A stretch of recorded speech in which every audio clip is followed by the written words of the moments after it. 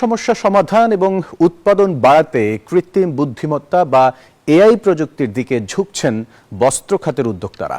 তারা বলছেন এতে বিশ্ববাজারে প্রতিযোগিতা সক্ষমতা বাড়বে বাংলাদেশের। রাজধানীতে তৈরি পোশাক, নিটওয়্যার ও বস্ত্র খাতের আন্তর্জাতিক প্রদর্শনী BTKG এক্সপোতে এমন অসংখ্য প্রযুক্তি নিয়ে হাজির হয়েছেন উদ্যোক্তারা। বিস্তারিত জানাচ্ছেন ফারজানা রিয়া। বা এআই নির্ভর এই মেশিনে একবার প্রোগ্রাম দিলেই উৎপাদন খরচ সহ সকল হিসাব করে দিচ্ছে। পাশাপাশি বিদ্যুতের অতিরিক্ত ব্যবহারও নিয়ন্ত্রণ করছে এই মেশিন। মনিটরিং এর মাধ্যমে আপনার ইন্ডাস্ট্রিতে কি পরিমাণ ক্যাপাসিটি হচ্ছে, কি পরিমাণ কারেন্ট কনজাম্পশন হচ্ছে, আপনি সেটার সাথে সাথে ডাটা দেখতে পারবেন।